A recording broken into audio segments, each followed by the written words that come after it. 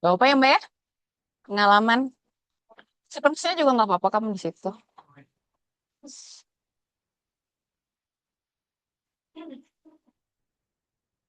Eh, kok nggak bisa? Oke. Saya kan penasaran gila.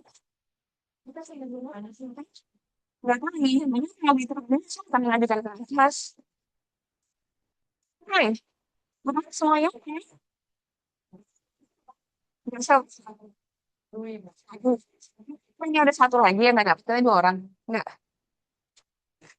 cuma satu. Oke, nggak apa-apa. Oke, baik. Kamu sit in nih, nggak kan? Dan yang kita kelas. Ini namanya semester hukum ya, tiba-tiba ada yang nggak dapet. Saya ingin wabarakatuh. Makasih teman-teman ya, sudah menonton saya. Jangan lupa like saya.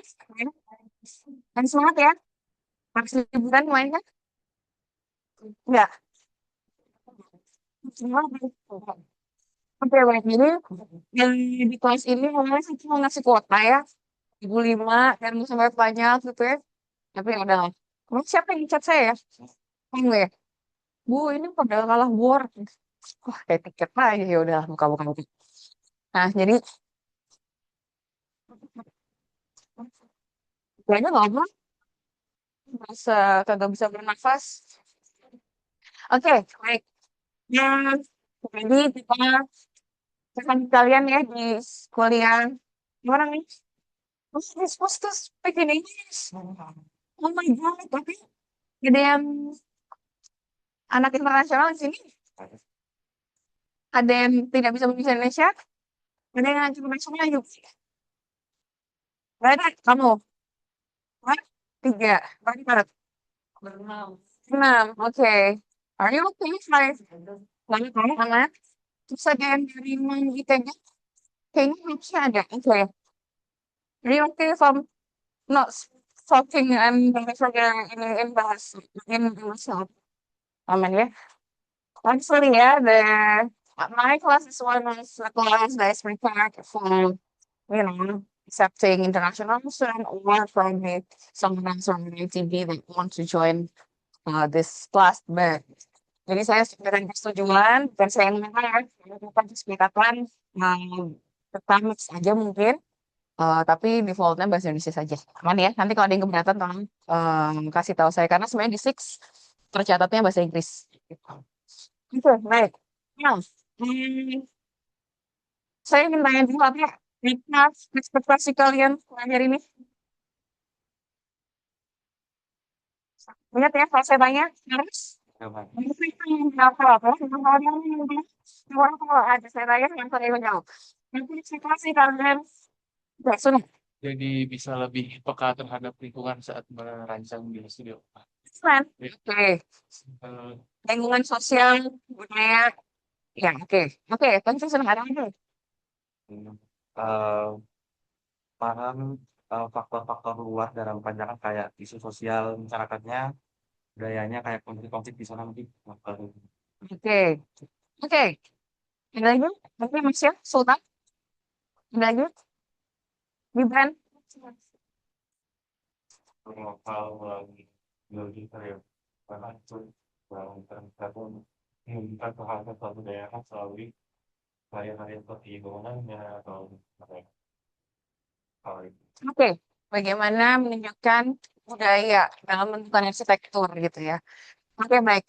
Jadi memang ini adalah kalau kalian lihat, em, judulnya adalah isu sosial budaya dalam bukan dalam arsitektur, tapi dalam Ada perencanaan arsitektur. Jadi memang karena saya juga adalah dosen PKP, itu memang hands-nya dekat dengan desain, gitu, dekat dengan dunia arsitektur itu sendiri. Karena kalau kalian bilang budaya, sebenarnya banyak yang di situ tidak sepakat. Jadi sebenarnya kritik, kemudian mungkin apa sih histori gitu ya, itu sebenarnya tidak somehow membahas budaya, tapi budaya dalam secara teoretikal. Kita ini pengen lihat sebenarnya realnya apa, empiriknya apa. Karena itu nanti tugas kalian juga banyak juga ya. Kalau kalian langsung melihat gitu. Misalnya, apa sih yang saya bisa rasakan di ruangan ini atau mungkin di lingkungan space yang ada. Juga endingnya juga ada tentang persoalan rancangan gitu ya. Jadi memang endingnya adalah suatu proposal desain kalau sebagai tugas besarnya ya. Nanti kita akan bahas. Oke, ini perkenalan ya. Yang buat belum tahu, nama saya Ibu Terus. Itu Ibu Dian Sabilillah, jadi panggil saya Ibu Rara. Gitu. So easy ya sebenarnya. Saya akan ditemani oleh kakak mereka yang menjadi asisten. Setiap menemani dua tahun. Oke, thank you ya Kak Meka ya. Nah, kita akan memiliki seperti biasa IPB 16 minggu, ya, 16 minggu, dan kita akan memiliki UTS di tengah dan juga US di akhir. Nah, UTS-nya pengen apa? Pengen siap, pengen tugas, pengen enggak. Siap ribut kelompok? Ya, udahlah ya, nggak apa-apa ya. Jadi saya tidak ingin tugas ini itu menjadi beban buat kalian gitu. We just come here and have fun. We discuss, we talk. You can say what you think, and then we discuss.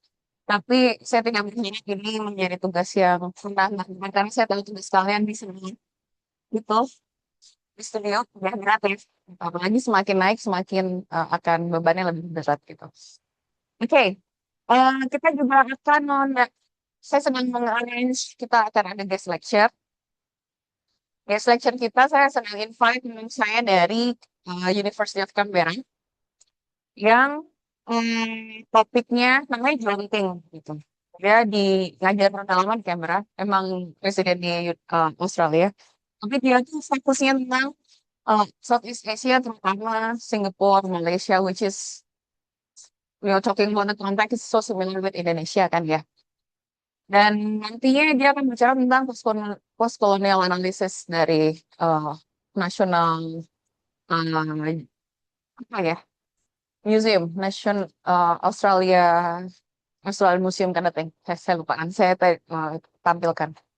Nah jadi di situ kita akan belajar juga bagaimana orang lain itu bisa membedah sebuah arsitektur dan mungkin akan menginspirasi kamu arsitektur itu bisa ya dilihat dari cara yang seperti itu gitu ya. Kemudian ada tiga kita, satu individual task, dua exhibition day, dan class discussion, dan kita kebetulan punya gampang itu juga yang benar mana ya. Lalu kita lihat di jadwal ya. Jadi saya mengingatkan ya, bahwa satu SKS itu berapa jam? 45 jam ya. Sehingga tiga kredit itu semuanya 135 jam. Sebenarnya bukan yang lain, 335 jam itu, tapi kita akan coba bahwa banyak diskusi-diskusi yang dilakukan di kelas saja supaya tidak menambah PR kalian gitu ya. Kemudian klasikal, klasikal itu seperti ini, learning methodnya, delivery kuliah seperti biasa, group discussion, mini workshop, site visit, nanti juga kalian akan melakukan site visit. Dan saya ingin mencobakan Socratic questioning. Ada yang tahu apa itu Socratic questioning? Kamu tahu Socrates siapa? Filsuf. Dia kenal dengan apa ya? Tahu nggak? Jadi Socrates itu kenal dengan caranya dia menghimpun pengetahuan. Ya, jadi saya ingin membiasakan kalian untuk mencoba menjadi Socrates. Caranya gimana sih dia kalau menggunakan dengan dia itu? Dia akan datang di pasar atau tempat-tempat ramai. Dia datang satu orang tanya, menanyakan, kemudian dia pindah ke menanyakan lagi. Mengambil data empirik dengan sebuah pertanyaan sehingga kemudian dia rangkum dan dia sajikan menjadi suatu ide-ide filsafat. Kan luar biasa ya. Nah, intinya apa? Sebenarnya saya berharap kalian itu juga bisa bertanya. Bertanya bukan hanya saya, gitu, tapi kan saya memberikan materi, kalian juga bertanya, ya, itu enggak sama nggak yang saya pelajari? Dulu misalnya, Bu Ins bilangnya beda ya. Kok yang saya lihat di lapangan, cuma nggak kayak gitu. Gitu. Jadi, terus apa ya, activate your brain to always questioning, to always asking, to always problematizing. Because inti dari kuliah atau inti dari pembelajaran sosial dan budaya itu tidak bisa sesuatu yang positifis. Nanti seminggu depan kita akan bicara tentang paradigma dalam thinking. Positivis tuh apa? Pernah dengar? Saya pernah dengar positivis. Tidak pernah dengar. Positivis itu adalah ketika kamu memiliki pandangan, ya ini kita bocorkan sedikit ya. Ada beberapa cara pandang. Beberapa cara pandang.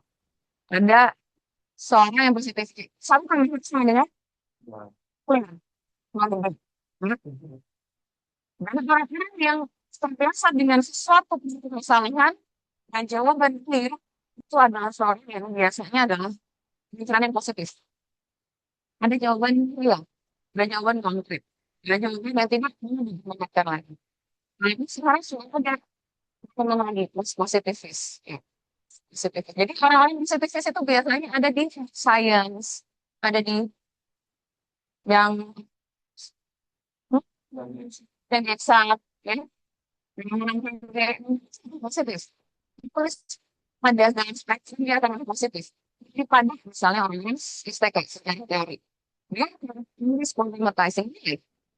Cuma nanti bagi orang-orang yang satunya lagi sisi yang tidak positifis ya, tidak yang konstruktivis kita bilangnya, dia selalu melihat bahwa ada kemungkinan jawaban lain, ya kan? Satu tambah satu bukan bukan dua. Ini yang mungkin enggak.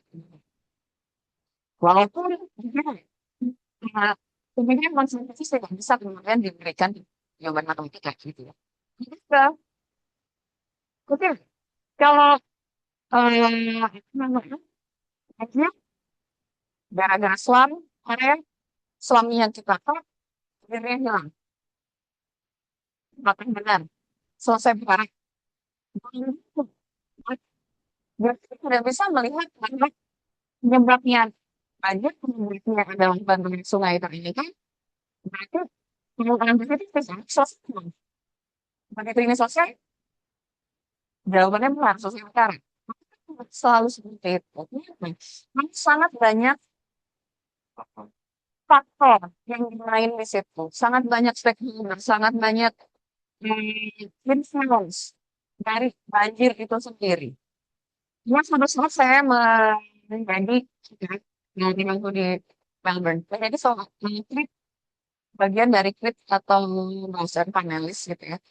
Dan sebelum presentasi anak dari Indonesia, saya untuk dari Jakarta gitu presentasi.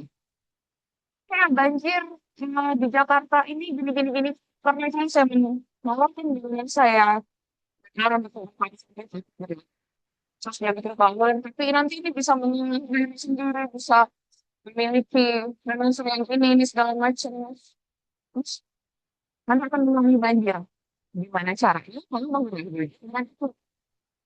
Jadi itu terlalu terlihat terlalu steril cara pikir dia. Nah, sekarang banjir itu cuma gara-gara doang. Tapi cuma karena dia bilang, "Nah, kan rumah ini akan kita geser masukkan ke situ. Jadi nanti akan bisa green area lagi." Terus lewat green area, itu selalu di Jakarta itu banjir. Nah, kan makanya apa yang dia lakukan adalah klaim. Dan kita orang sebagai orang yang klaim bahwa itu cuma kepala aja. Tapi buat kita yang sangat kontribusi pada lingkungan gitu. Dan makanya, ada yang kami sih orangnya. Ini, dia. Orang yang siapa, anak yang sakit. Karena padahal rendah. Sampah. Rumah tangga. Lagi, sistem airnya. Lagi, padatan kepadatan pikiran masyarakatnya. Makan, jalan, dan lain-lain. Lagi, bahkan ada yang dari permasalahan bukan dari partai sendiri. Dari partai yang lain. Ya nggak? Oh, ini nggak bisa ekspansi di Jakarta. Dan kemudian masih banjir nih. Wah, sekarang Makanya it's very difficult to make conclusions. Hal yang seperti ini. Kalian ingat kata-kata ini pertama? Hmm? Ya, ini, ini. Kalau nggak ingat, itu ingat. Wicked. Ini apa artinya? Bahasa Indonesianya apa? Jahat. Jahat. Yang gue main jahat. Ada yang bisa? Solusinya sama. Solusinya bukan satu. Oke. Lagi. Banyak sekali tuh. Bukan. Masalah yang saling terkait satu sama lain sehingga susah dicari akarnya sebenarnya gitu kan. Ada lagi banyak ciri-cirinya di depannya. Ada dengan mereka tidak ada solution. Tandanya adalah jenis active solution. Karena Terus kalau solusi. aku pengen mesti akan ada brain gitu. Jadi kita akan pindahkan Islam. Kita nggak boleh bilang Islam ya. Sekarang Islam itu katanya derogatory. Apa derogatory? Merendahkan. Kita bilangnya informal settlement gitu ya. Karena informal settlement di pinggir pantai. Clear. Satu masalah beres. Oke, jadi clear sekarang. Masalah lain muncul. Masalah lainnya. Yang boleh tinggal di sana sih lebih ada pas. Dia dipindahkan. Dipindahkan ya. Dia dipindahkan kamu biasanya dari akarnya. Dia kehilangan keluarnya, tetangganya, anaknya jauh sekarang sekolahnya, mata pencahariannya hilang dan lain-lain. Itu adalah banget. Dan masih banyak lagi branding yang lain. Ya. Misalnya gentrifikasi, karena jadi taman, jadi area wisata, tanah semakin naik, semakin naik. Banyak sekali implikasi sebenarnya snowball gitu. Nah, jadinya kita harus melihat itu dengan kebijakan. Kita harus melihat itu dengan empati. Kalau kita hanya bilang, gara-gara itu nanti seakan-akan ya, that's it. Kita memikirkan bahwa ada yang terdampak, bahwa ada yang tragis yang diberikan atau yang didampingi dari keputusan kita gitu ya. Nah, jadi itu ada cara pandang lain yang berusaha melihat berbagai sisi. Tidak, saya pernah bicara di Lembaga Sejarah Arsitektur Indonesia ya. Nah, itu saya sering bicara tentang um, Indonesian apa ya, saya lupa. Pokoknya bicara tentang Indonesian Architecture, the idea of identity for the country gitu. Dari itu saya tidak bisa mengambil kesimpulan. Jadi arsitektur Indonesia itu apa? Karena arsitektur Indonesia itu yang benar-benar ada dalam pikiran kalian. Kayak misalnya kamu, siapa yang tinggal di komplek kamu? Identitas komplek kamu apa? Yes. Itu nggak usah komplek. Itu kelas ini. Buat satu identitas kelas ini yang merepresentasikan semua yang ada di kelas ini. Apa yang kamu ambil? Ada yang gondrong, ada yang cepak, ada yang pakai kacamata, ada yang enggak. Apa yang mau diambil? Susah kan? Susah. Jadi kok kamu harus lihat ini harus membuat suatu apa, setujuan gitu kan. Nah, untuk menyetujui itu. Nah, bayangkan untuk satu kelas dia susah, gimana untuk komunitas yang lebih besar, apalagi satu negara. Jadi kalau kamu dari kelas ini nanti semester selesai, ya, terus bilang, ini adalah Nusantara dan sektor ini, bang, bisa di Nusantara nih, ini Indonesia. Sedih. Iya, itu buat kamu, buat saya, belum mampu. Buat saya itu belum mampu, ya kan? Jadi, tapi pesan itu yang harus ada. Bahwa kamu tahu, ini tidak merepresentasikan semua orang. Makanya kalau kamu nanti misalnya lihat ada sayembara, eh, dulu ya, sayembara misalnya bangunan wisata yang Nusantara itu ya, sering gitu. Enggak, ini adalah representasi dari Bangka Belitung. Yang mungkin orang Jakarta, durinya orang Jakarta. yang bikin orang Jakarta. Hasilnya representasi Bangka Belitung.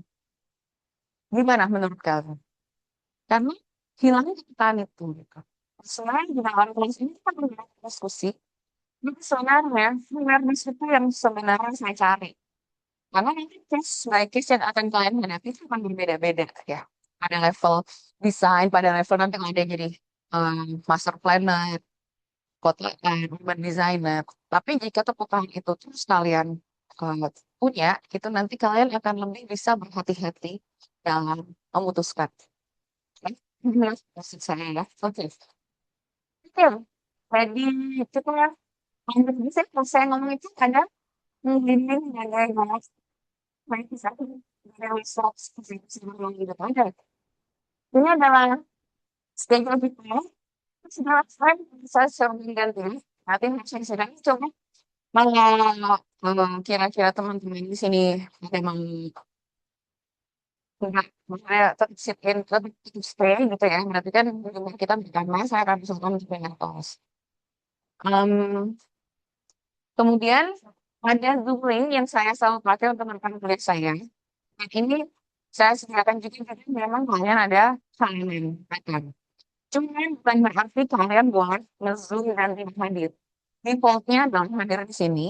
Tapi kalau kamu sakit dan dibuktikan dengan surat sakit tentunya, atau dokumen lain em, yang kita bisa terima, kamu bisa mengikuti kelas dari Zoom ini. Gitu ya. Kemudian udah semuanya join inbox. Belum, nanti coba itu adalah tokennya. Dan MS Teams sudah kan? Sudah ya, kalau yang belum, nanti mungkin mereka bisa nge-share. Tapi bukan fokus. Kalau masih, masih nggak sih? Masih nggak sih? Siapa yang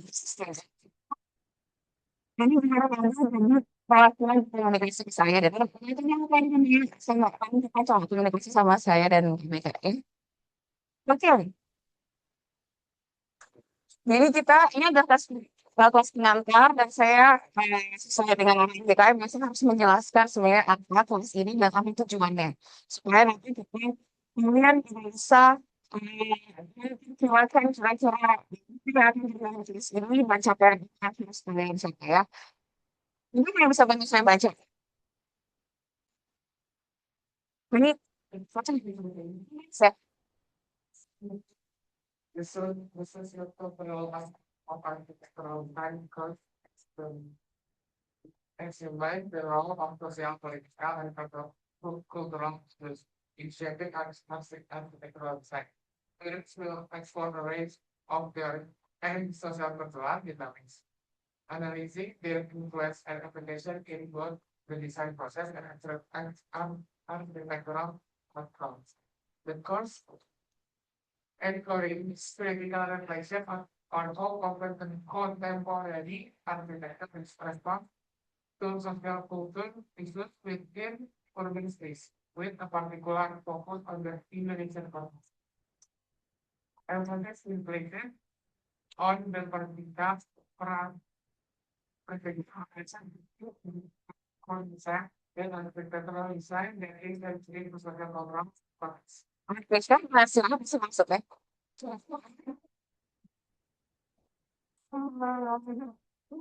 Oke, oke, ya udah saya jelasin ya. Teknisnya ada tiga. Ini namanya adalah sosial budaya, tapi sebenarnya sosial politik dan budaya itu adalah sesuatu yang tidak bisa dipisahkan. Jadi kita akan mendalami pembicaraan-pembicaraan atau dinamika tentang sosial politik dan budaya ya, yang mendasari kenapa ada bentukan bentukan atau desain arsitektur. Dan ini saya highlight apa? Vertical reflection. Itu reflection. Jadi kemudian kita sudah membahas refleksi bayar atau nggak salah dulu ya. Bagaimana saya baca tuh ada yang merefleksikan, soalnya bukan jadi refleksi itu, jadi kayak curhat. Konsep saya menurut saya nah, itu that's a start lah ya. Jadi Ini menjadi penting karena kalian harus terus melihat kembali gitu untuk membangun tadi awareness and consciousness yang kita bicarakan itu ya. Jadi buat yang jarang refleksi, kita mulai gitu mempertanyakan kenapa sih saya milih ini, kenapa sih saya pakai baju hitam, kenapa sih kamu pakai masker, kenapa sih saya pakai kerudung. Kita tuh harus aware terhadap semua pilihan kita ya, karena disitulah nanti kita akan, ketika nanti ada masalahan yang lebih unik ya, yang lebih unik daripada cuma pilih baju gitu ya, itu kalian tahu di mana kalian akan standing, karena eh, apa istilahnya, keberpihakan kalian kemana gitu ya. Kayak misalnya em, nanti lah kita akan diskusikan. Keberpihakan kalian itu kalian harus jelas dan itu adalah berdasarkan alasan-alasan yang clear. Dan alasan itu yang dicari adalah sekarang. Kenapa saya ini, kenapa saya itu. Semakin kalian bertanya, semakin kalian akan tahu siapa diri kalian dan alasan-alasan kalian gitu ya. Objektif. Siapa yang membantu saya baca? Ya, mangga. Siapa Mas? Yeah. Masih Ira. Enggak. It's very hard to function closely. So, from from design, typically it's the design of the outcome. Oke, satu lagi. Sebentar. Jadi, saya ingin kalian bisa mengartikulasi apa yang saya menjelaskan, menyampaikan ya, pendapat tentang arti penting baru social political cultural issues dalam arsitektur desain dan practical assessment, menilai ya, memilih pandangan, memilih penilaian. Jadi kata-kata critically artinya harus secara kritis, tidak boleh ditelan mentah-mentah. Mulai bilang ini itu benar, kamu harus jadi harus pilih dengan suspicion ya. Baju saya hitam, sabu hitam, tanyakan saja. Karena kami satu hal dari saya ini menuju ke filosofi. Filosofi itu bertanya kenapa. Kenapa begitu? Kayak siapa sih yang kita Newton? Kenapa Nobel jatuh? Kalau nggak ada pertanyaan itu, nggak ketemu banget sih. Ya kan? Jadi semua sini ya, semua research. Mulai dari apa? Research question. Penasaran, rasa ingin tahu. Question itu menjadi sangat penting dalam hal ini. Ya.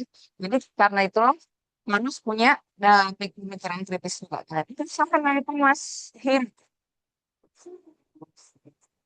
Still trying to some contemporary social and cultural challenges with society, particularly in the context of urban environment. Oke, jadi kalian memiliki analytical. Apa analitik? Kita kemarin udah bicara analitis, sintesis, ya. Analitik itu adalah analisis. Mulai, mulai dulu. Betul. Coba explore. Coba kasih saya kata-kata yang mungkin akan kalian coba. Membagi, mencari, menentukan. Jadi kalau kalian membicarakan proses desain sendiri, itu di sini ada anak pemikir. Siapa berapa orang? Oh, orang itu semua anak IUP, tapi IUP PWK. Oh, oke. Mungkin ya. Nanti pengalaman teman-teman itu bisa tanya dulu nanti kalau jadi nggak sama PWK aja, biar kenal sama anak arsi ya. Oke.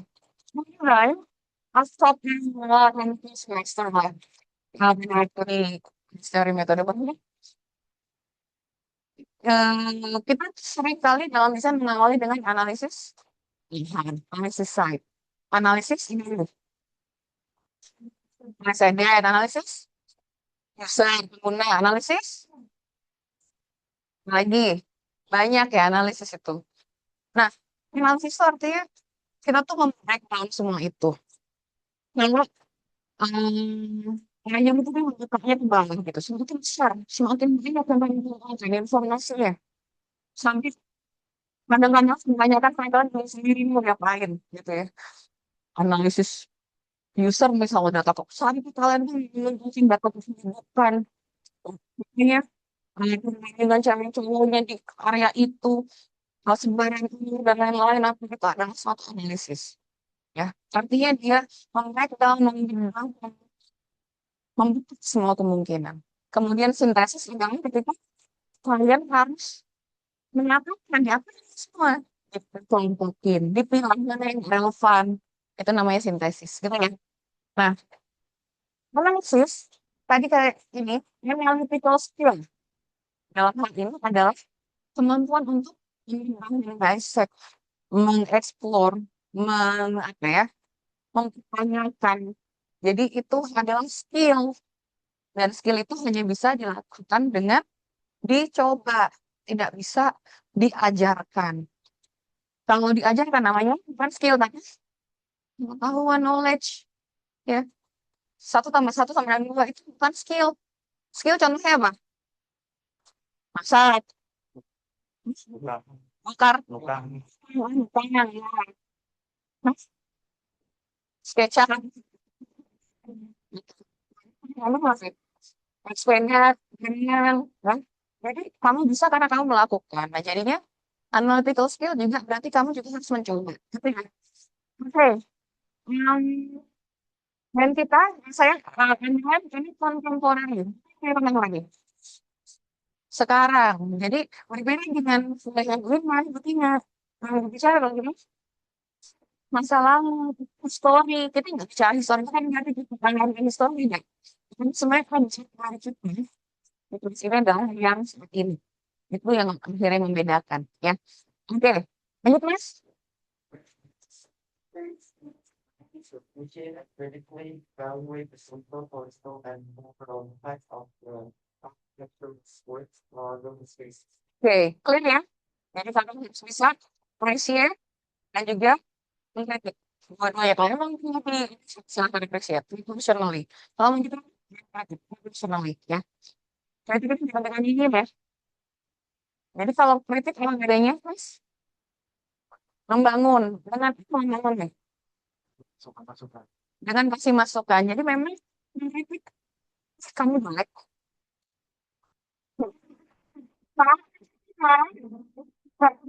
Sebenarnya banget ya. Oh, mau cuma kayak gitu, pasti kayak gitu. Kalau misalnya aku nggak oke karena dulu aku besar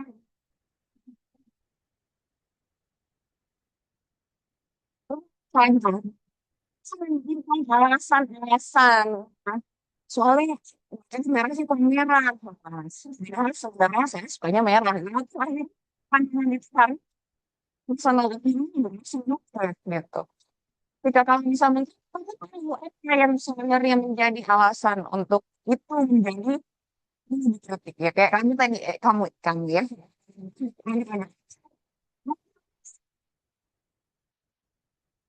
This is the goal of that story, simply designs, start, something for the creatures and the millions of the Oke, jadi alternatifnya I need you to propose something, ya.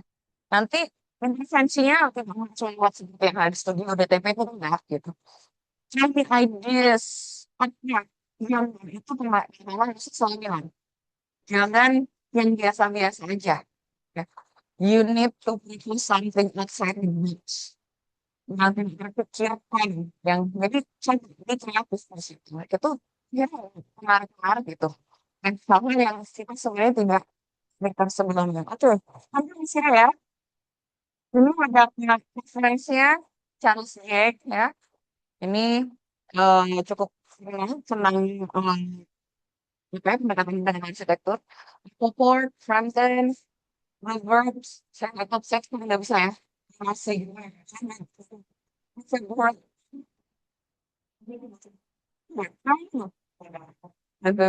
Inilah ya.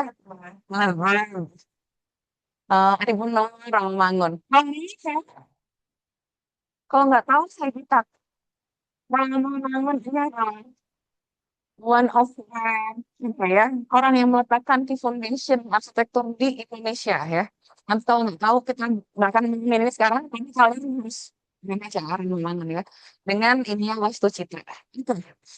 Lanjut. Ini udah schedule ya. Kalau saya di sini kamu kelihatan nggak Mbak?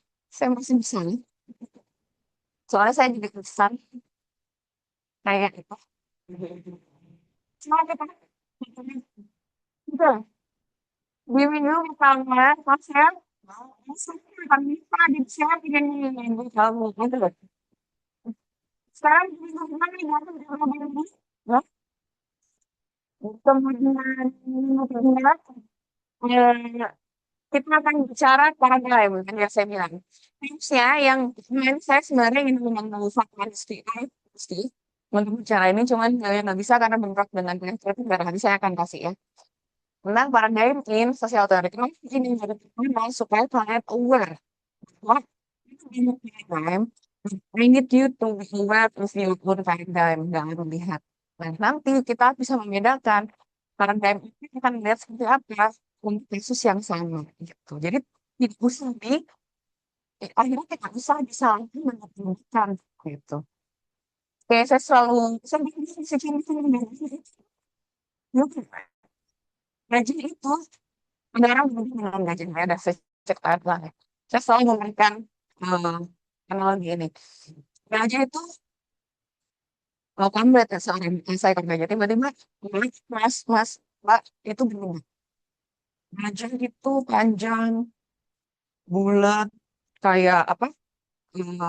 Kayak tabung dan lain-lain. Masnya bilangnya bisa gaji itu besar. Masnya banyak besar dia tuh besar. Ternyata yang dia bilang tidak beda. Dia melihat lainnya, dia ngelihat kupingnya, dia ngelihat perutnya.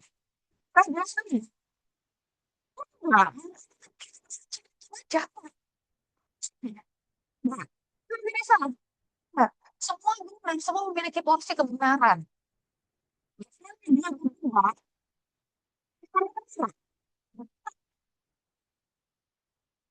Padahal sebenarnya dia tuh ada yang sama, tapi yang dilihat fokusnya berbeda dengan lives yang berbeda. Itu kenapa yang kamu tahu paradigmnya, kalau kamu tahu cara melihatnya, oh, step yang sama sekali. Ya udah, go for it. Tapi saya nggak setuju karena saya tidak melihat dengan cara seperti itu. Kapsok sama maksud kamu. Nah ya, we can agree to disagree. Itu aja selesai. Daripada kamu mau kusir dan kemana-mana akhirnya nggak nyambung juga. Gitu ya. Nah itu nantinya akan di paradigma cara pandang dari seseorang. Kemudian kita akan bicara filosofi desain. Ya kita praktis filosofi. Kemarin kita akan bicara filosofi. Ya. Ini kita akan bicara beberapa filosofi tapi kaitannya langsung dengan desain. Bagaimana saya akan membuktikan benar ada filosofi yang bisa ditarik langsung ke desain. Oleh karena itu, kamu jangan alergi sama filosofi. Jangan alergi dengan teori. Ya, karena sebenarnya apalagi nanti di PTK itu kan kalian akan ya, kalau teori ya, itu ya, pokoknya kita akan bisa itu yang challenges ya. Oke, kemudian yang kita akan bicara tentang culture, kita akan bicara tentang globalization dan kesempatan local arsitektur. Nah, saya akan kasih individual class ya, bahwa kalian, tapi saya minta kan, pasti Ah, enggak, ya udah di Bandung ini nggak apa-apa. Kita memang Bandung, ini kalau mudik tuh biasanya ya udah berarti, itu oh ini enggak, ya udah. Berarti itu kalau misalnya di Bandung ya, yang Bandung mudik, enggak, oh ya udah berarti di Bandung ya. Hmm, bisa aja tuh kan nggak bisa memang berapa sih ya kok apa ya bagi kami ini kan saya minta penglihatan dan memang kami halaman ini lah kampung halaman kami kan di Bandung bagaimana perubahan kota pas dari tahun ke tahun ke tahun lari dari globalisasi itu mungkin kalau kamu ngomong ini memang Cirebon Cirebon sebenarnya Some kecil. Oke, kamu nanti bisa ngecek bedanya apa gitu ya, dilihat historinya gitu seperti awal-awal pakai awal-awal kayak gini, sekarang jadi kayak gini, itu aktif. Nah, itu yang mungkin kita bisa membahas sedikit tentang bagaimana pengelolaan globalisasi ya terhadap area daerah kalian masing-masing. Kemudian kita akan di Ukima tentang bagian bantuan ya, cara apa ya, mentranslasikan culture dalam pendidikan sektor. Kita di Ukima lihat holiday. Jadi ini agak panjang ya. Saya emang kasih waktunya agak-agak panjang dan kalian agak santai. Oke, ya. Jadi dia ngomong apa? Ya walaupun saya tahu dikasih berapa minggu juga dia kerjainnya kan ngamen apa ya. Ya, tapi ya udah terserah. Oke. Kemudian kita akan bicara tentang politik. Ya. Tentang identity, politik, arsitektur. Nah, nanti di sini saya akan kasih kamu tugas gitu ya. Kemudian perubahan naratif of image and identity, mid exam. Nah, mid exam ini mengumpulkan tugas ini aja. Disebut bahan presentasi. Saya nilai nanti untuk ini. Jadi semua tidak menerapkan jadinya kan. Tapi sebenarnya kualitasnya harus bagus loh. Ya. Karena kalian akan mengkritik critical review dari ibu kota di dunia. Ya, seperti kita memiliki amunisi untuk mengkritik dan juga tahu tentang apa hubungan politik, arsitektur, dan identity, nanti kalian bisa mengkritik dengan lebih tajam. Kemudian ada guest lecture, visual analysis of public architecture, case study-nya National Museum of Australia. Ya, oke. Nah, kemudian saya akan turunkan sih untuk PD. Tahun lalu di kalian saya minta slot dan sekarang ini. Kemarin gitu. Jadi saya akan mengiris kalian untuk yang tadinya media itu menakutkan nggak kok. Main-main itu ikut turun ke jalan gitu. Saya kalian jadi turun ke jalan. So kalian yang mau ikut saya ke Jakarta, silahkan. Saya biasanya ngumpulnya di Jakarta. Um, Nanti kalau enggak, kami akan kan bisa sembari nggak ada aktivitas. Saya ini melihat kalau boleh, kalau nggak boleh ya kalian dari googling aja. Saya orang tuanya ada yang jangan nih. Apa gitu. Akhirnya ada juga yang akhirnya jalan-jalan lihat demo gitu ya. Untuk mereka juga, ya itu sebenarnya ya, tapi manfaatnya di sana tempatnya. Ternyata gue sekarang pakai untuk apa? Bagaimana orang menggunakannya? Trotoar jadi apa? Jalan jadi apa? Apa jadi masalah barunya? Itu yang harus kalian lihat sebenarnya. Ya. Betul. Kemudian kita akan bicara tentang socio-cultural ya, tentang architectural implement social transformation, public space and social political dynamic in the city, kemudian social critics from architecture, case study-nya, saya akan meminta kalian untuk mulai melihat ini tugas mengenai kalian memilih spot-spot atau public space di Bandung yang menurut kalian masih ada permasalahan, memiliki permasalahan sosial. Kemudian kalian akan ke site, melihat, mengambil data, nanti akan ada discussion dengan saya juga. Kemudian endingnya kalian presentasi sebagai nilai UAS ya. Yaitu siapa yang harus diperbaiki dari public space itu. Ya. Ada yang kemarin di Baksil. Jangan, katanya kan Baksil tuh kan gelap dan banyak yang mesum katanya ya sekarang itu tuh. Jadi ada sensor-sensor kalau udah terlalu dekat nanti keluar alarm. Mungkin ada belakang gitu.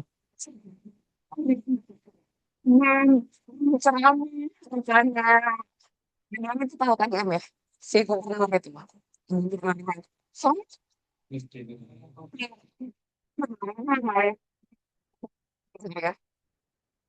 ini mulai ada ya. Nah jadi material pelan menarik gitu. Sebagian kecil besar technological dia incorporate selain juga desain yang di. Oke, jadi mungkin kalian keluar dengan ide-ide yang gila gitu ya. Mereka ini adalah schedule-nya. Oke, oke, kita cepat aja. Ini kira-kira versi assignment-nya ya. Jadi saya selalu menggunakan Excel sedetail mungkin untuk bisa menilai kalian. Jadi nilai kalian tidak akan berubah. Jadi saya sampai capek ya Allah, banyak banget hasil kalian gitu kan. Begitu di submit, seorang nilai.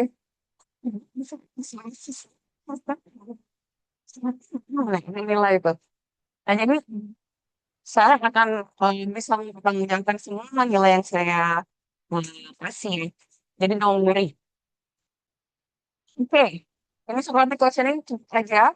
Bahwa tadi saya sudah ini ya. Seperti questioning is basically the methodical approach to questioning that encourage critical thinking, deep reflection, and exploration of complex ideas. Jadi dia stimulates dialogue and uncovering assumption ya. Nah, saya ingin kalian mulai melakukan itu buat fostering culture of inquiry and dialogue. Oke, supaya kalian terbiasa tentang dengan critical inquiry ya, dan menjadi sangat thoughtful dan sensitif terhadap apa yang kita discuss. Ini mungkin sedikit ya, beberapa nanti mungkin saya baca ini dan kalian bisa baca sendiri ya. Tanya-tanya, kamu maksudnya apa? Sebenarnya maksudnya gimana? Minta dia untuk clarify atau kamu punya asumsi apa memang gitu ya. Terus atau enggak ada bukti apa gitu. Jadi kalau emang kayak iya ini itu bulat buktinya mana? Jadi jangan ditelan langsung, jangan langsung di-share kalau ada yang terus kayak gitu ya, kayak yang tuh begitu apa langsung share ke keluarga baik banget gitu. Nggak tahu benar, nggak tahu nggak baca semuanya bukan. Nah, jadi yang kayak gitu ya. Ini adalah sedikit apa ya? Mungkin endingnya adalah ini ya, self reflection ini. Kenapa kamu percaya? Have you ever question perspektif? Itu penting sekali. Oke, ya nanti bisa dibaca sendiri. Ini adalah kelas-kelasnya. Attend the lecture. 15 menit, on time, 15 menit toleransinya dari kedatangan saya. Kemudian minimal attendance 80%. Kalian memiliki kewajiban untuk absen di seks. Benar. Saya apa ya? Dan absen yang beredar ada. Benar, ini guys. Oke, jadi kalau kalian lupa absen di seks, saya berhak menolak untuk kalau kalian ingin merevisi. Bu, kayaknya 3 minggu lalu saya lupa absen. Baru nyadar karena merah. Terus saya tahu dari mana kalau beneran masuk, ya kan? Jadi nggak usah kayak gitu, kita sama-sama menjadi apa bertanggung jawab aja. Jadi kamu bertanggung jawab dengan seks kamu. Kalau emang nanti sering lupa, buat aja grup ini terus ingetin misalnya supaya supaya tidak terlupa ya. Kemudian actively join the class di discussion. Saya tadi terus saya ditanya, harus ada yang berjawab ya, harus dijawab. Kemudian student are required to join the class offline and despite the online platform provided. Okay. Okay, then make sure you have access to Edinx and Teams and you know how to conduct lectures and please assistant ya. Dan kita kontaknya bisa lewat KRBK atau ke MS Teams gitu. Oke. Oke, jadi saya sangat tanya ini karena saya ingin melakukan sesuatu dengan kalian. Ya, seperti itu. Oke, saya ingin ngomongin dua aja deh. What will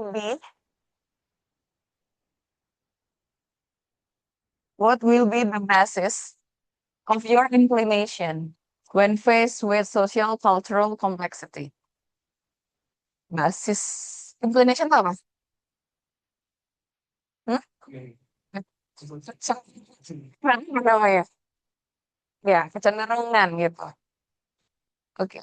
Kira-kira apa? Contohnya apa ya? Kita kalau mau bicara tentang apa namanya?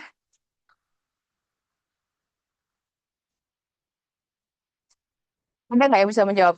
Apa kira-kira isu sosial budaya atau politik yang pernah kalian um, di studio? Atau yang kalian temukan di luar? Penggusuran perumahan. Penggusuran, oke. Masalahnya apa? eh, warga lokal yang di sana digusurkan si pemukimannya karena emang apa informal settlement. Oke. Terus inklinasimu, kamu mendukung yang mana? Tetap ke warganya dulu sih, mikirkan mereka itu bisa dibantu secara apa. Mungkin emang karena kayak oke bisa dibilang informal karena ilegal dan tidak boleh membuat rumah di situ, membangun rumah di situ.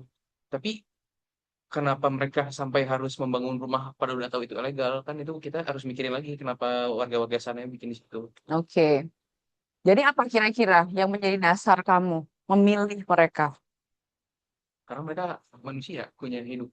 Oke, humanity side-nya ya, berarti kalau si Suna ya. Oke, dengan case-nya Suna ada misalnya pendapat lain atau mungkin inklinasi lain? Oke. Eh, Jadi kan ibu dengan kamu, Suna tuh milih mana, eh, indahnya atau manusianya. Tadi juga Bang Suna menurut saya masih benar kita mikirin warganya. Cuma tadi belum sampai pada titik eh, keputusannya diapain gitu baru mikirin. Karena kan tadi kan benar ilegal. Nggak ada alasan pembenaran buat mereka di sana gitu. Apalagi kan ganggu tatanan ruang. Apalagi kalau contohnya yang paling parah di pinggir-pinggir aliran sungai itu kan eh, nggak bisa toleransi mau gimana pun itu negatif dampaknya gitu bagi lingkungan. Jadi benar mikirin mereka tapi juga mau nggak mau eh, kalau saya sih mau nggak mau ya dipindahin gitu. Tentunya kasih tempat yang layak gitu. Nah, timbangan lainnya kan nggak semudah itu karena mereka udah mungkin berkeluarga, bikin usaha di sana segala macam. Ya mungkin tadi benar itu ikat problem kita banyak faktor mungkin ya secara kebijakan untuk finansial mereka seperti itu ya nggak bisa. Ini harus ngajak beberapa pihak sih itu yang harus. Jadi nggak apa-apa dipindahin menurut kamu, asal ada solusi yang adil juga buat mereka, gitu ya. Oke. Jadi dasarnya apa kamu? Kira-kira. Kalau tadi kan dia kan berarti humanity side-nya, walaupun mungkin kamu masih sama ya. Misalnya. Semua sih harusnya nggak bisa. Oke. Oke. Oke. Ada yang lain? Saya inklinasi saya adalah pada misalnya estetik gitu, atau mungkin inklinasi saya ada kepada keteraturan. Mungkin kan ada orang yang dia tuh suka keteraturan, dia nggak suka atau keamanan, atau inklinasi saya karena alasannya adalah the greater good gitu. Kalau memang adanya mereka di situ mengancam misalnya orang yang lebih besar ya mereka harus sebagai collateral damage gitu. Nah, kalian tuh punya inklinasi apa? Itu coba kalian cari ya. Kenapa alasannya? Again, ini akan saya yakin kamu sudah memiliki jawaban. Tadi saya berpihak ke sini. Tapi kenapa kamu berpihak ke situ itu yang mungkin juga perlu dicari ya. Oke, saya tuh mau ngadain. Nah, ini loh yang saya mau cobakan ya. Tapi ini agak gede ya kelasnya ya. Kelas activity ya. Saya akan membagi satu kelas ini menjadi 4 grup ya. Gimana cara baginya? Gini aja gimana? Hah? Tuh, Hitung. Oh ya. Ya udah hitung dulu deh ya. Kamu satu ya, sana sampai belakang. dua, satu, dua, dua, satu, dua, Tuh, satu, dua. dua, tiga, satu. Ya, oke. Ingat-ingat ya. Oh, kelihatan kamu. Yang kelihatan misal soalnya. Nah, soalnya bercanda ya. Saya akan, kita akan melakukan role play ya. Apa ya, istilahnya, seakan kalian itu adalah advokat. Ya, advokat yang akan mempertahankan suatu argumen. Ya. Nanti saya akan meminta, saya akan ngasih waktu, kalian silahkan berdiri di situ-situ juga nggak apa-apa, atau di sini, atau cari di situ juga mau ngumpul nanti. Diskusikan apa argumen terkuat kalian, gitu ya. Sehingga nanti saya akan membuat kamu berlawanan, gitu. dan convince the audience untuk mengikuti argumen kalian instead of lawan kalian. Paham ya? Ini seakan seperti memenangkan ini ya, apa namanya, pilihan orang ya. Collaborate with your group. Sorry. Should you be assigned a specific problem or scenario? Your task is to develop both pro and or cons argument related to the proposed plan. Walaupun kalian mungkin pengen info kalian dapat forum yang pertama harus mendasar argumen tentang kon itu, gitu ya. Seperti menjadi lah ya, mungkin ya. Collaborate within your group to produce as many strong, well-supported arguments as possible for both sides of the issue. Make sure your argument are backed by example, evidence, or logical reasoning. You will be given 15 minutes only to discuss. Group will engage in debate with peers from other groups. You will present your arguments and challenge opposing viewpoints in a constructive and respectful manner. Ya, oke. Masih ada waktu kan gitu?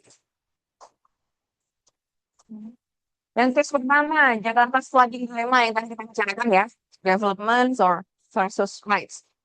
Jakarta, Indonesia's bustling capital, has long faced the recurring issue of severe flooding affecting thousands of residents each year. The floods disrupt daily life, damage infrastructure, and displace entire community.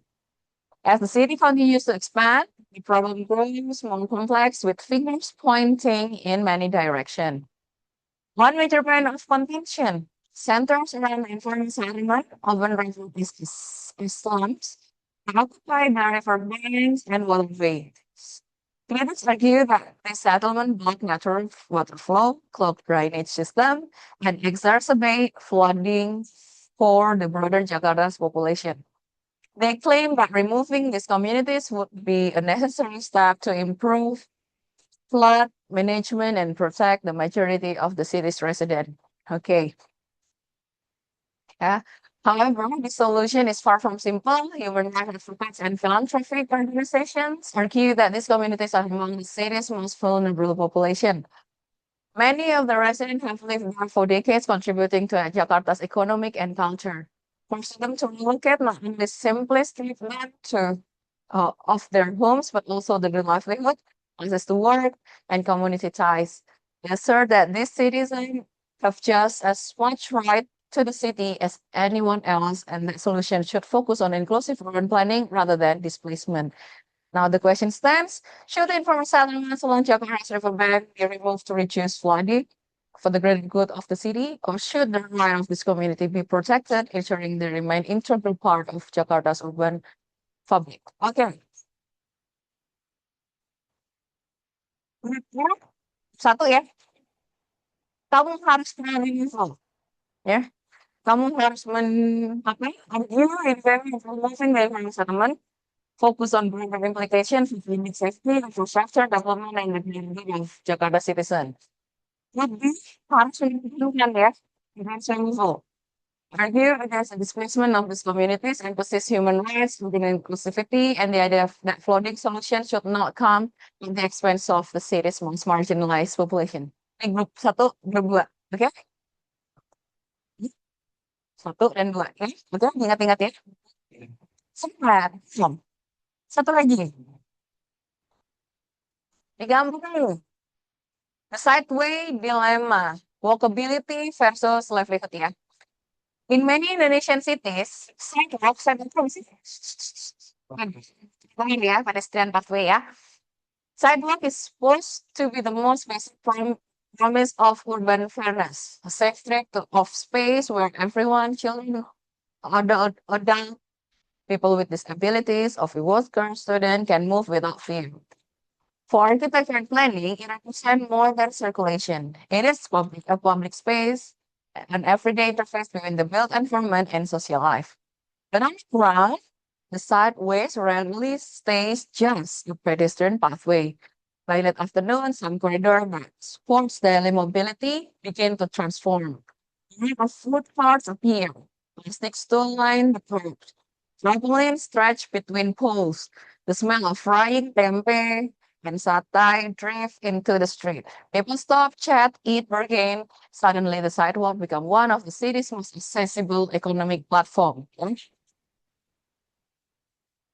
For many street vendors, it is not simply entrepreneurship, it's survival. They often lack formal employment, stable housing, or access to sidewalk vending become an entry point into the city's economy. Low cost, flexible, and feasible. Vendors also provide affordable goods and services for commuters and low-income residents, making the city more usable for those with limited time and money. In this view,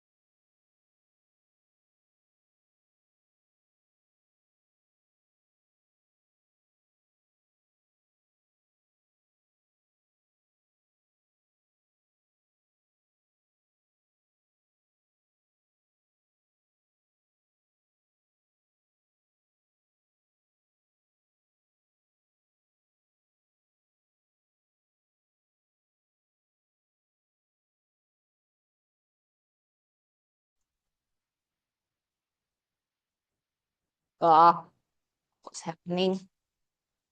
Pro shared, shared sidewalk. Jadi kalian ingin mempertahankan si street vendor itu, right? Until there's moving street vendor from sidewalk without meaningful alternative. Emphasis the right to livelihood, social justice for marginal workers, and the role of informal economies in supporting urban life. Oke? Jadi ada dua kasus. Satu kasus adalah kasus banjir Jakarta, satu kasus adalah kasus pedestrian, ya. Oke, sekarang kalian silahkan gather. Ada ya? Enggak ya, jadi kamu nanti mungkin banyak orang, tapi kayaknya yang maju dua orang aja ya. Hah? Yang mau semuanya? Orang yang Tambah, tambah.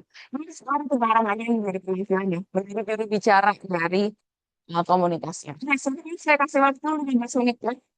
Sekalian kenalan kalau belum kenal.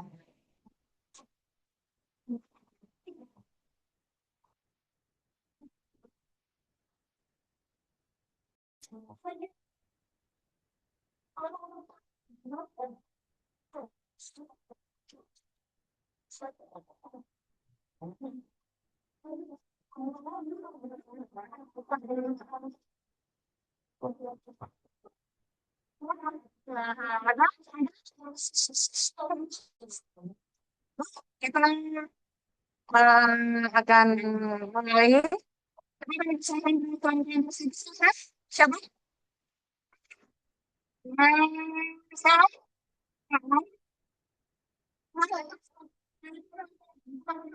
Farida semua, Farad. Nah, ayo. Farida, Farida.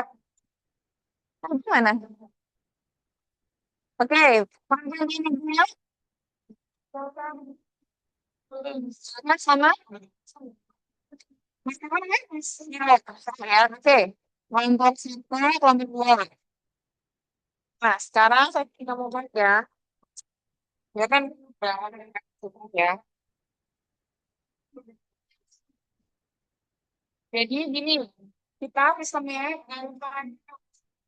daripada kamu ini buat puas uji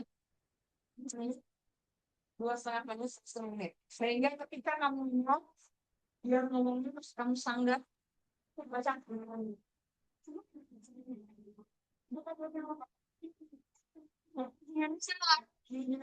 Karena gini gitu. Paham ya?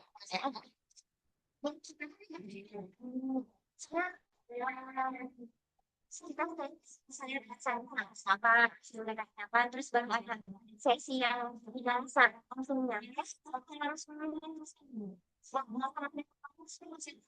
secara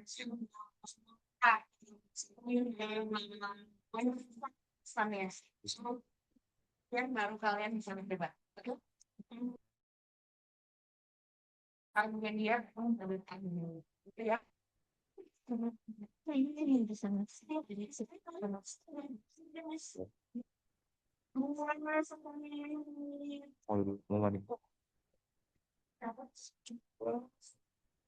Dua kali itu dua belas bareng. Kalau sama selamat sore teman-teman semua.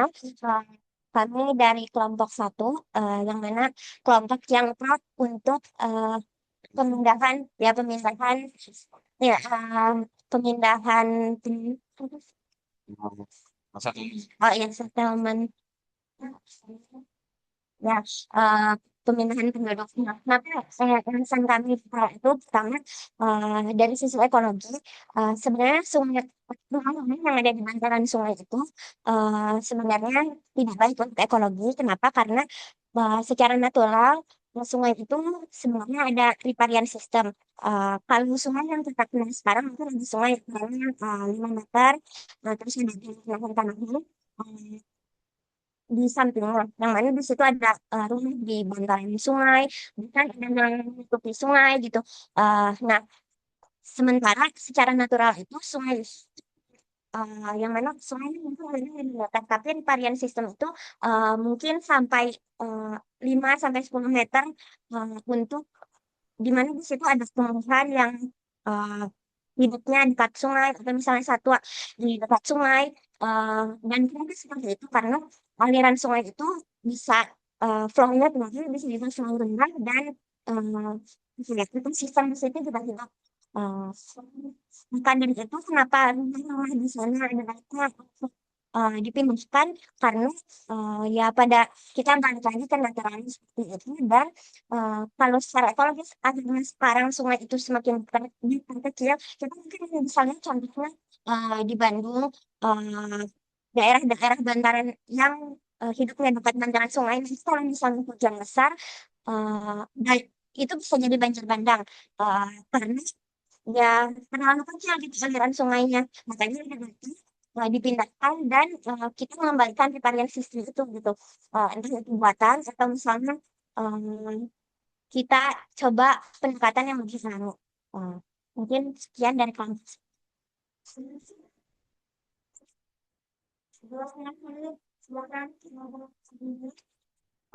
Selamat sore teman-teman semuanya. Kami dari tim dua mewakili kelompok yang dengan pemindahan informasi.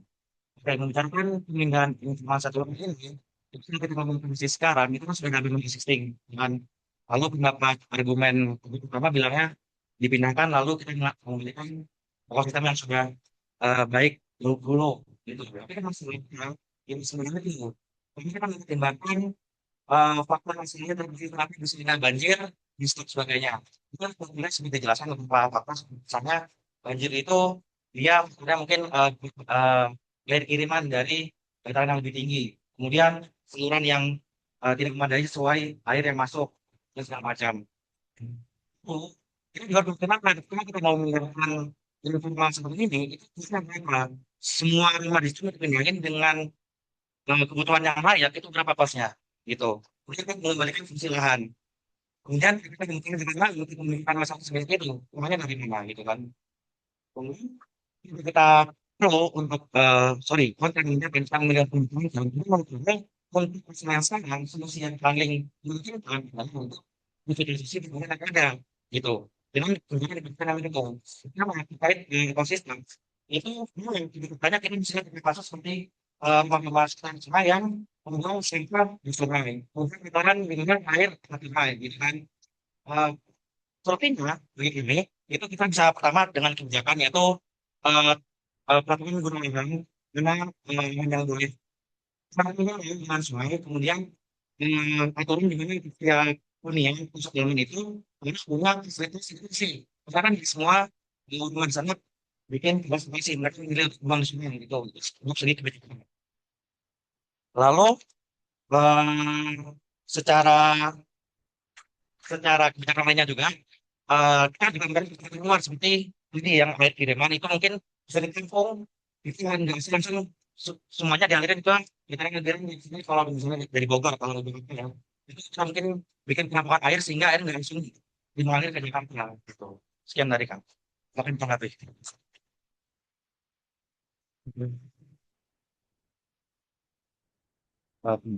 Itu ini yang kita bantu. Sebelumnya, apa lagi kami dari Komnas itu, eh menurut kami sendiri, sebelum masuk ke solusi dan apa ya, tadi Sultan bilang solusinya itu adalah revitalisasi kawasan bantaran sungai, terus pemerataan guna, eh, ini ya pemerataan apa ini ya, guna lain, dan sama yang tentang kebijaksanaan sebenarnya. Eh, Ini memang ditarik dari ujung ya, suami. Eh, Ini satu kebijakan yang memang tidak memperbolehkan warga atau siapapun untuk membangun, yaitu melalui peraturan sebagian sungai. Nah, di aturan tersebut itu terlihat bagi sampai membangun satu satu farming di bantaran sungai.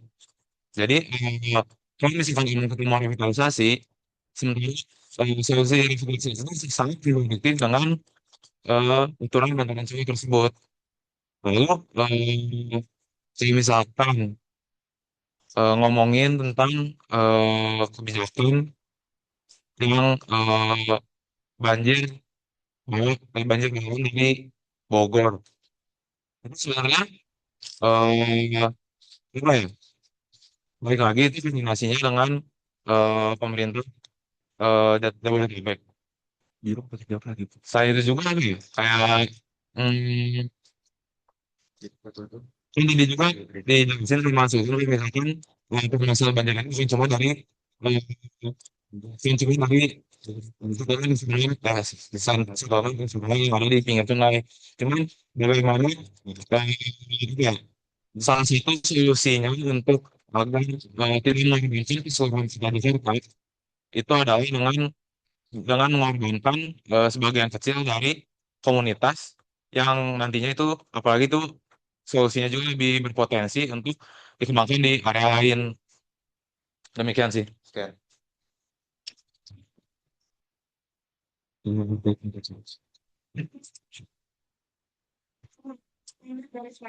Sebelumnya saya ini sangat menghargai dengan pendapat Anda yang pro tentang penggusuran eh, area ini slums ini.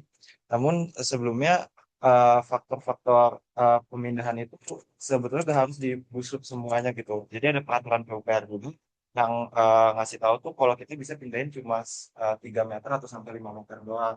Jadi nggak harus semuanya dipindahin. Karena untuk memindahkan semuanya itu banyak menghasilkan masalah lain yang bisa timbul gitu. Pertama, orang dulu tinggal di sana, lahan yang di sana, ya mereka itu nanti transportation cost-nya bakal tinggi. Jadi mereka yang udah punya komunitas di sana juga networknya di sana juga bakal mengganggu dan membuat masalah lebih banyak lagi. Terus selain itu juga eh, lebih fokus revitalisasi itu drainasenya. Jadi kita udah harus menghilangkan semuanya gitu. Dan bukan masalah infrastrukturnya memang dari prinsip sosial juga bisa terjadi gitu. Kayak misalnya ada studi kasus dari pulau yang di pinggiran sungai, mereka ketika digusur, mereka akhirnya berkumpul-kumpul membuat kerusuhan karena mereka tidak setuju eh, dari atas perpindahan lokasi yang direncanakan gitu. Jadi sebetulnya solusinya tuh bisa dan harus digusur semua gitu. Di balik lagi dari peraturan kalau mau kirim ke peraturan bisa sebetulnya dipindahkan sedikit dan fokus ke faktor lainnya seperti misalnya banyak yang high sea level juga bisa diperhatikan, iklim juga. Jadi sebetulnya satu bukan cuma um, informal settlement ini gitu.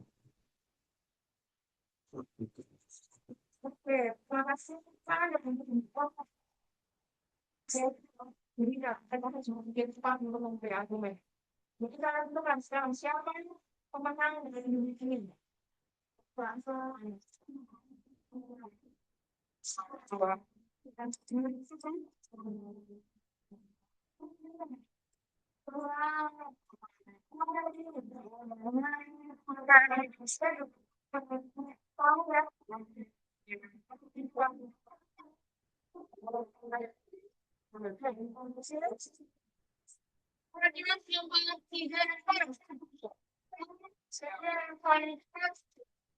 Nanti tahan lebih dari jam itu, Pak.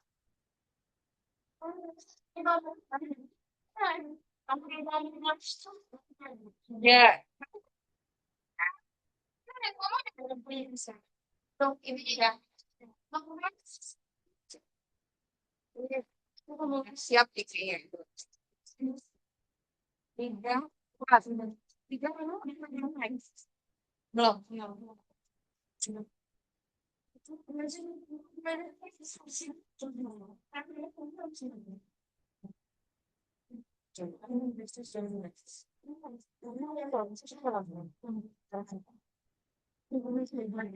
Baik, gimana ya? Baik. Oke, jadi pertama semuanya kami perwakilan dari kelompok yang pro fungsi fungsi fungsi sidewalk yang clear hanya untuk pedestrian busway. Nah, jadi sebenarnya dari fungsi utamanya sih sidewalk itu sendiri sebagai pedestrian busway. Yang dimana itu adalah sebuah public space yang merupakan hak dari setiap rakyat umum gitu. Karena kalau misalnya dari segi pendidikan orang semua sesuatu yang harus di-provide oleh government gitu ya. Dan ini itu ada fungsi sirkulasi kalau kita ngomongin skala yang lebih besar dari perencanaan kota itu kan juga head of-nya circulation dan juga kebutuhan terkait pembicaraan fungsi-fungsi di sekitar konteks areanya. Dan ketika itu difungsi dengan kegiatan-kegiatan lain seperti pedagang kaki lima, itu bisa mengganggu fungsi utama tadi sebagai akses untuk para pejalan kaki maupun accessible people juga. Bisa ya, ya. Iya penyandang disabilitas. Terus iya sih bisa tambahin. Ya, jadi selain itu juga, kalau misalnya kita lihat dari sisi dari pedagang kaki lima yang menempuh area itu, sebenarnya sangat bagus mereka membahayakan diri mereka sendiri karena itu sesuatu yang memang diatur ya. Jadi mereka itu melanggar sesuatu. Sehingga kalau mereka nanti bertemu dengan aparat yang memang sangat harus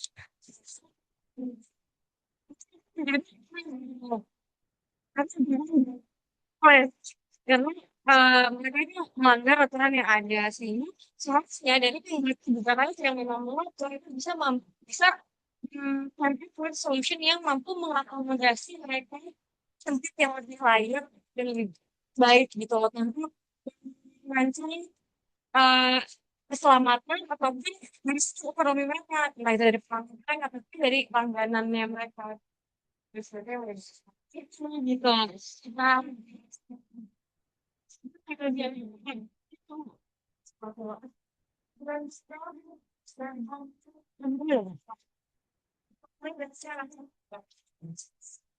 jadi jadi sebenarnya menanggapi yang dari tim itu terkait regulasi sendiri yang kalian buat kan sebenarnya si regulasi peraturan daerah itu sendiri bukan kalau misalnya hal itu malah di jalan-jalan aja jika memang mereka memiliki izin yang memang sudah didapatkan dari pemerintah provinsi daerah tersebut. Nah, lalu di sini kami ingin melalui tiga buah aspek untuk mendukung mereka seluruh hal itu di mana diatur aja regulasinya tetapi tanpa melakukan itu sebenarnya lokasi yang besar besaran yaitu pertama karena banyak cerita hal itu tuh memang menjadi sebuah cerita dari sebuah daerah itu sendiri jika kalau misalnya orang itu pengen ngirimkan itu mereka lebih mudah untuk mengidentifikasi kita bisa ke sana kita bisa ke situ. Nah, yang kedua adalah tidak adanya biaya tambahan, terutama bagi pedagang kaki lima tersebut untuk biaya relokasi, lalu juga biaya untuk kemudian transportasi, untuk jika mereka dipindahkan ke tempat yang jauh dari tempat tinggal mereka. Lalu yang ketiga adalah bisa keamanan juga familiar dengan adanya jalan-jalan sepi yang mungkin membuat sebagai pedestrian sendiri itu tuh merasa risih atau sesuatu yang berjalan di daerah-daerah tersebut. Nah, dengan keberadaan sekolah ini yang menghubungkan kembali suatu daerah itu bisa menjadi sebuah usaha karena di sini kalau misalnya ada suatu tindakan kriminalitas, nah dari kita ataupun dari masyarakat yang datang kami sudah dan data tersebut dapat membantu untuk menangani masalah tersebut. Terus, ya udah sementara itu orang itu ngomong itu. Ini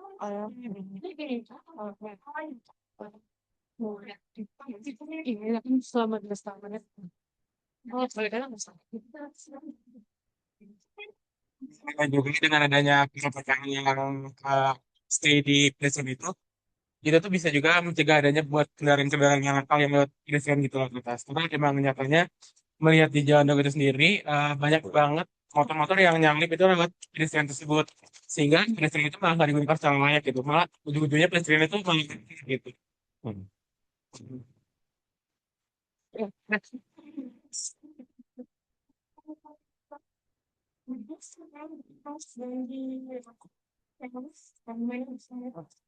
Mungkin tadi yang pertama itu PKL itu menjadi cultural phenomenon ya di suatu kota atau tempat.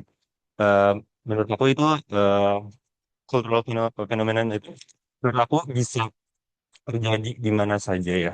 Karena itu kan tergantung dengan public health yang ada di tempat tersebut. Jadi kalau kalau memang itu menjadi eh, cultural things itu kan tetap aja hal yang buruk ya. Karena eh, menurut kami dengan relokasi pun kan mereka ini udah punya ciri khas ya berarti. Saya kan kalau PKL ini kan dagang mereka mencarinya eh, pelanggan reguler.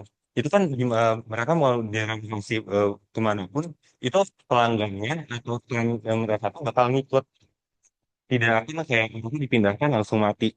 Kayak aja kalau relokasi yang di depan ITB yang ganyang kan awalnya ramai tuh di situ di relokasi kan keganyangan gitu. Itu masih waktu gue di siswa di sini nggak langsung kayak gue dipindahin, males nih harus jauh lagi mereka mencari tempat yang lain. Tapi aja karena masih sudah di sini yang regulernya tetap mirip dengan yang ada di yang mereka mau dipindahin. Terus untuk biaya relokasi itu kan pasti ada. Pasti ada ini ya, ada pasti ada bantuan dari pemerintah atau instansi yang mengalokasi mereka. Tadi yang argumen tentang mereka bisa menghalangi apa tidak apa apa yang itu kayak agak ironis aja selalu sesuatu yang buruk itu dipakai untuk menangkal sesuatu yang buruk. Mereka tidak menggunakan hal yang lebih baik.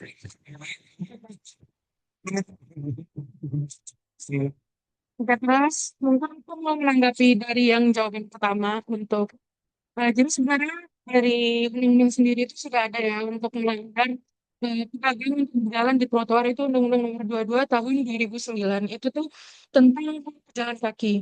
Jadi memang trotoar itu dibuatkan untuk jalan kaki bukan untuk pejalan kaki. Seperti yang kita tahu trotoar itu secara aspek seperti pathway-nya yang bisa membantu orang yang disabilitas dan lain-lain gitu. Tapi dengan adanya PTM itu cuma mengurangi orang yang kemarin itu mengurangi jalan kaki itu sendiri.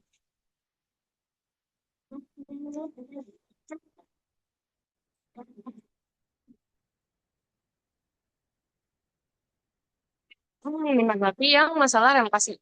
Jadi tuh menurut kami sendiri kalau misalkan relokasi itu namanya namanya target pasar. Nah jadi untuk semua PKL-PKL yang di trotoar itu dia tuh yang aman. Jadi kayak kalau misalkan ada orang di nah gitu, kadang mereka ini untuk kayak sensitif dan yang lebih kayak kan kan misalkan kayak yang berlahan ini. Kalau misalkan dia kalau misalkan direlokasi, ya itu semua kita kalau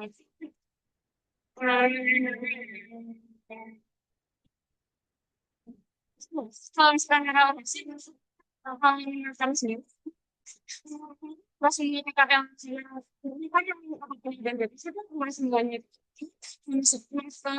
bisa kayak diketahui Kayak misalkan namanya pasal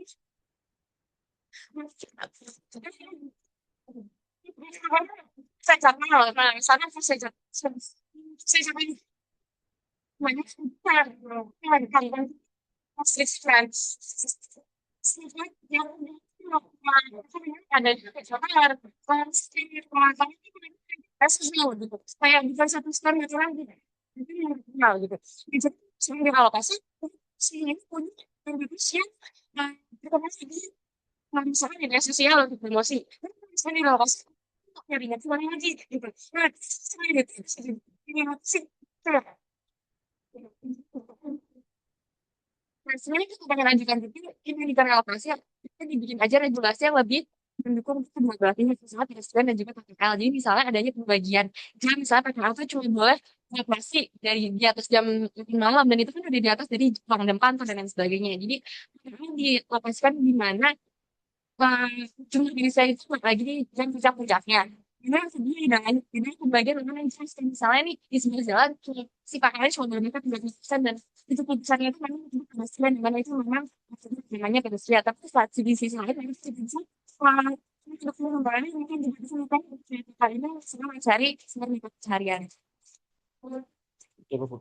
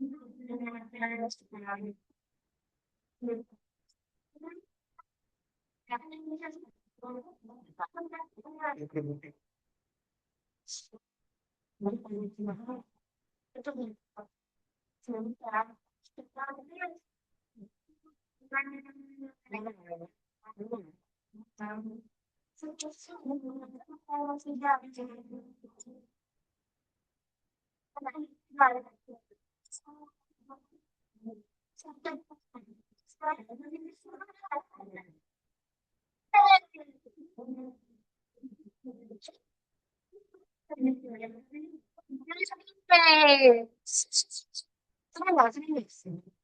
Oh ya, kalian ini adalah apa yang akan kita lakukan semester ya. Jadi ini sedang semester ya. Itu akan membuat saya apresiasi kalian sangat passionate ya dengan bidangnya dengan isu-isu yang akan dipilih sama itu adalah sehangat itu mendiskusikan menginginkan isu-isu tersebut ya. Jadi, again, semoga ini memberi gambaran apa yang tantangan yang harus masuk. Emang kemudian berapa gitu ini salah satu lagi semoga selalu banyak kesehatan ya cuman ini ya Justin jadi terusnya agak keras sedikit di sini. Itu sebenarnya sih sampai hari saya tuh assalamualaikum warahmatullahi wabarakatuh.